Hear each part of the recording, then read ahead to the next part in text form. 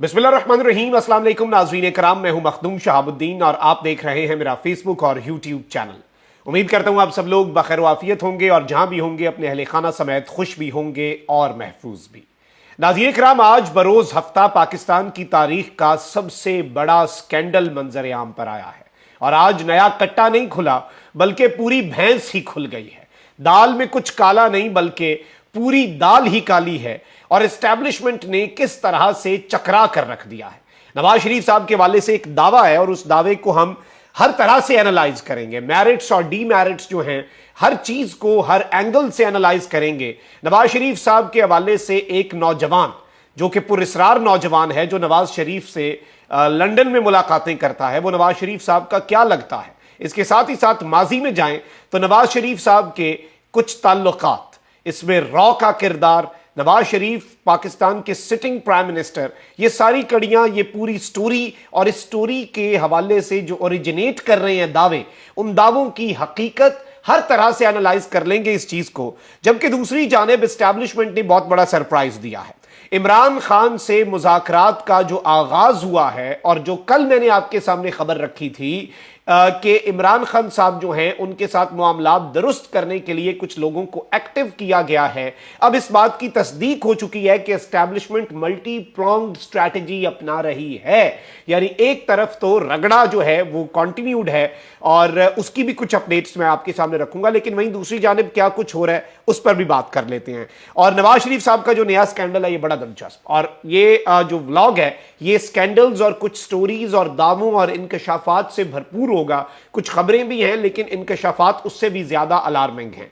अगर अभी तक आपने वीडियो को लाइक नहीं किया, हमारे चैनल्स को रिपोर्ट किया जाता है ताकि हमारी आवाज जो है वो लोगों तक ना पहुंच सके, उस असर को जायल करने के लिए हमें आपके लाइक्स की जरूरत होती है। और जिन लोगों ने चैनल को सब्सक्राइब नहीं किया, हमारा 1.5 मिलियन सब्सक्राइबर्स का टारगेट है, उनसे ये दरखास्त है कि अगर वो बेहतर समझें, मुनासिब समझें, उन्हें लगे कि सब्सक्राइब किया जा सकता है तो वो सब्सक्राइब करके शुक्रिया का मौका दे सकते हैं।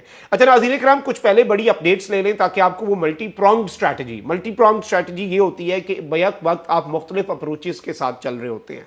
मतलब किसी शख्स के ऊपर रगड़ा भी लग रहा होता है, मुज़ाकरात भी चल रहे होते हैं, बैकडोर चीजें भी चल रही होती हैं, आपको मल्टी प्रोंग्ड स्ट्रैटेजी की भी बेहतर समझ आ जाएगी। पहली अपडेट यह है कि इंसदाद दहशतगर्दी अदालत ने साबिक गवर्नर पंजाब उमर सरफराज चीमा को 5 रोज के जिस्मानी रिमांड पर पुलिस के हवाले कर दिया है। पीटीआई रहनुमा उमर सरफराज चीमा के खिलाफ अस्करी टावर पर हमला और जलाओ घिराव के केस की समाअत हुई, जिस दौरान पुलिस ने मुलजिम की जेल से तलबी की दरखास्त की और इन्हें मजीद रिमांड पर दोबारा जिस्मानी रिमांड, क्योंकि नई दफात बगावत और इस तरह के मुकदमात की शामिल की गई हैं तो इन्हें जिस्मानी रिमांड पर पुलिस के हवाले कर दिया गया। वहीं दूसरी जानिब पीटीआई की रहनुमा और साबिक वजीर यास्मीन राशिद का भी 5 रोज का जिस्मानी रिमांड मंजूर हो गया और इदारों के खिलाफ इश्ताल अंगेजी और जलाओ घिराव के केस की समाअत हुई, जिसमें पुलिस ने इन्हें अदालत के रूबरू पेश किया। और इस सब के अंदर ये इन्होंने बताया है कि बगावत और अवाम को फसादात पर उकसाने की नई दफात शामिल हुई हैं और उन नई दफात के शामिल होने के बाद अब दोबारा जिस्मानी रिमांड चाहिए। आप यहां से भी चीजों को समझ सकते हैं कि किस तरफ को जा रही हैं। वहीं दूसरी जानिब साइफर केस में गिरफ्तार इमरान खान साहब के वकला ने सीक्रेट अदालत के जज अबुल हसनात जुल्करनैन के आज फिर से रुखसत पर जाने पर बरहमी का इजहार किया है। हुआ यह नाज़रीन किराम के सीक्रेट एक्ट अदालत के जज अबुल हसनात जुल्करनैन, पिछली दफा खान साहब की दरखास्त जमानत थी, वो छुट्टी पर चले गए। कल उन्होंने इंसदाद दहशतगर्दी के कुछ केसेस सुने लेकिन आज फिर वो छुट्टी पर चले गए और इमरान खान इनके रुखसत पर जाने की वजह से इमरान खान और साइफर केस की समाअत जो है वो आज मुलतवी कर दी गई है। जज अबुल हसनात जुल्करनैन की रुखसत के बारे में अदालती अमले ने पीटीआई के वकला को आगाह किया। सीक्रेट अदालत के जज के रुखसत पर होने की वजह से साइफर केस की समाअत बगैर कार्रवाई के 11 सितंबर तक मुलतवी कर दी गई है और आज इमरान खान साहब और शाह महमूद कुरैशी साहब के वकला ने साइफर केस में इनकी जमानत जो है, दरखास्त जमानत पर दलाइल देना थे। और ये पहले भी एहलिया की तबीयत खराबी, अल्लाह इनकी एहलिया को सेहत कामला अजला अता फरमाए, एहलिया की तबीयत खराबी के बायस रुखसत पर चले गए थे। ताहम कुछ गुज़श्ता रोज जज अबुल हसनात जुल्करनैन ने केस की समाअत की थी लेकिन आज फिर से जज साहब जो हैं वो रुखसत पर चले गए। पीटीआई के वकला ने इस रुखसत पर जाने के अमल की भरपूर इसके ऊपर बरहमी का इजहार किया। जज अबुल हसनात जुल्करनैन के रुखसत पर होने की वजह से बगैर समाअत जो है कार्रवाई के मुलतवी होने पर इन्होंने कुछ और चीजें भी कही हैं और वकील इंतजार पंजोता ने कहा कि सिर्फ चेयरमैन पीटीआई के लिए इंसाफ के दरवाजे बंद हैं। इंतजार पंजोता का कहना था कि चेयरमैन पीटीआई को जब सजा देनी थी तो ट्रायल कोर्ट ने 5 दिन में फैसला सुनाया। चेयरमैन पीटीआई को जेल में हासिल सहूलियात की जाली रिपोर्ट हाई कोर्ट में जमा करवाई गई, यानी इमरान खान साहब को जो सहूलियात हासिल होने की रिपोर्ट है उसे आज वकला ने जाली करार दे दिया है। इमरान खान साहब के वकील नईम पंजोता ने कहा कि कल जज अबुल असनाद जुल्करनैन रिमांड देने आ गए लेकिन आज छुट्टी पर चले गए।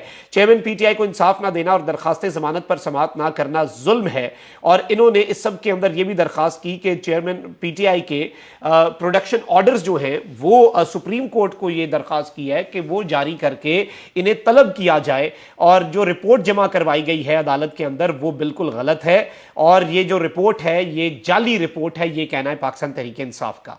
अब एक जानिब ये सब कुछ हो रहा है, वहीं दूसरी जानिब नून लीग और पीपल्स पार्टी के रहनुमाओं के दरमियान आम इंतखाबात की तारीख को लेकर भी लफ्जी गोलाबारी जारी है और ये एक दूसरे के ऊपर ताबड़तोड़ हमले जो हैं ये कर रहे हैं। लेकिन यहां पर मुझे जो लगता है वो यही है कि मौलाना फजल रहमान और पीपल्स पार्टी को ये टास्क मिला है कि एक दूसरे के मुकाबिल आ जाएं और यूं बयानात की जंग गर्म रखें। इसमें उनके मुताबिक अवाम को और बातों में लगाना आसान हो सकता है, इसे इस एंगल से भी देखा जा सकता है। कल बिलावल भुट्टो जरदारी ने 90 दिन में इंतखाबात का मुतालबा किया, लेकिन अब दिलचस्प बात यह है कि आसिफ अली जरदारी साहब मैदान में उतरे हैं और बिलावल साहब ने एस्टैब्लिशमेंट को एक क्लियर मैसेज दिया कि हम 90 डेज में इलेक्शंस चाहते हैं। लेकिन अब जरदारी साहब 24 घंटे से पहले ही मौकफ बदला है। पीपल्स पार्टी लेट गई है एस्टैब्लिशमेंट के सामने, या क्या हुआ है, या फिर ये जो एस्टैब्लिशमेंट के ऊपर एक डर और खौफ बनाना चाह रहे थे कि हम जी खान के साथ खड़े हो सकते हैं, उसे ये मैंने कल भी कहा बार्गेनिंग के लिए इस्तेमाल करेंगे। तो ये भी हो सकता है कि इन्हें कुछ रिलीफ मिला हो, अब ये किसी को नहीं पता। लेकिन साबिक सदर आसिफ अली जरदारी ने कहा कि इलेक्शन आइन के मुताबिक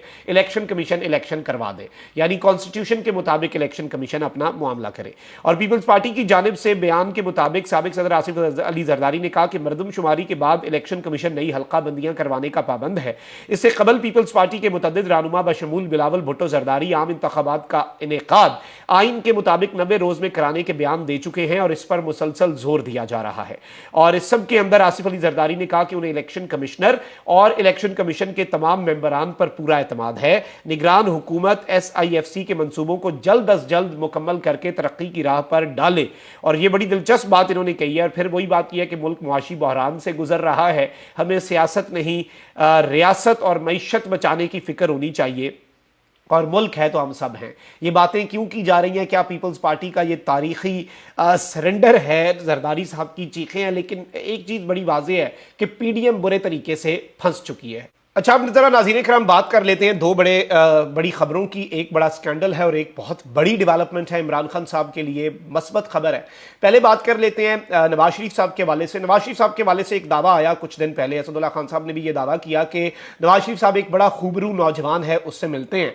और वो मीडिया जो है वहाँ पर उन्हें ये अगले दिन कहा गया कि आप अपने कैमरे बंद कर दें, नवाज शरीफ साहब से कोई मिलने आ रहा है। उन्होंने कर्टसी में वो बंद कर दिए और नवाज शरीफ साहब उस शख्स की अपनी गाड़ी में नहीं, वहाँ पर बैठ के गए और नवाज शरीफ साहब की कुछ मुलाकातें होती हैं।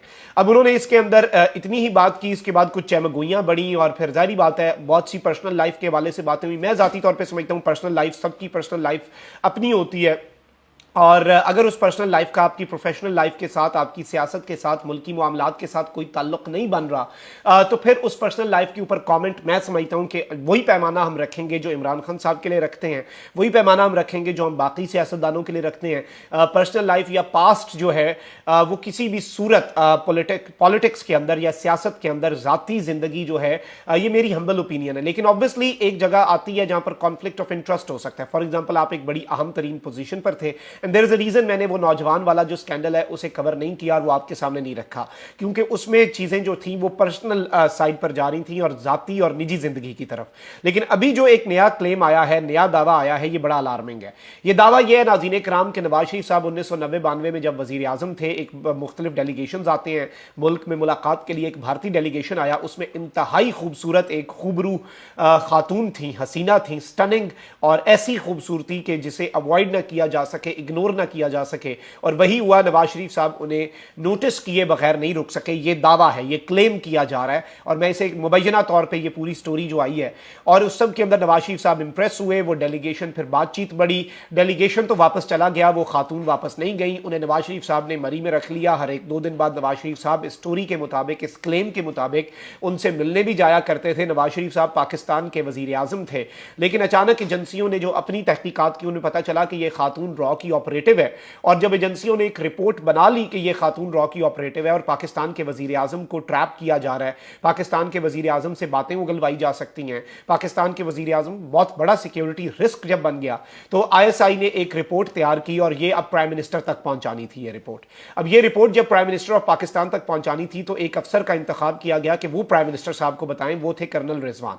कर्नल रिजवान साहब का नवाज शरीफ साहब के ये ज्वाइंट मिलिट्री सेक्रेटरी भी थे, और इनके वालिद साहब जो हैं वो मियां शरीफ के साथ भी अच्छा ताल्लुक था, तो ये नवाज शरीफ साहब से बात भी कर लिया करते थे, नवाज शरीफ साहब के ट्रस्टेड भी थे। और जब इन्होंने कहा कि मैं नवाज शरीफ साहब को अपने तरीके से बता दूंगा, मेरी वो बात सुनते हैं, वो समझ जाएंगे। जब नवाज शरीफ साहब के सामने ये स्कैंडल रखा गया कि ये रॉ की ऑपरेटिव हो सकती है, तो रिकॉर्ड ये कहता है कि उसी दिन कर्नल साहब को उनके ओहदे से निकाल दिया गया, उन्हें फारिग कर दिया गया, उन्हें किक आउट कर दिया गया वजीर आजम ऑफिस से।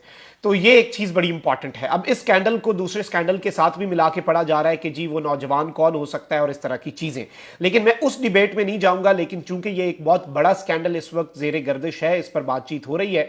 देखिए, अगर तो इसके अंदर ISI का इन्वॉल्वमेंट आ रही है और इसके अंदर ISI की रिपोर्ट्स आ रही हैं, फिर तो ये मैटर ऑफ नेशनल इंपॉर्टेंस हो सकता है ये स्कैंडल। लेकिन अगर इसके अंदर वो वाला पहलू नहीं है, अगर ये कोई आम खातून हो या इस तरह की कोई चीज़ हो, फिर मैं समझता हूं कि मेरी अपनी चैनल की जो एडिटोरियल पॉलिसी है उसके मुताबिक मैं इसे अपने चैनल के ऊपर स्पेस भी ना दूं और इस चीज़ को का जिक्र भी ना करूं। और ये एथिक्स और मॉरल्स मैं ज़ाती तौर पे ये समझता हूं, मेरी ये एक हम्बल ओपिनियन है।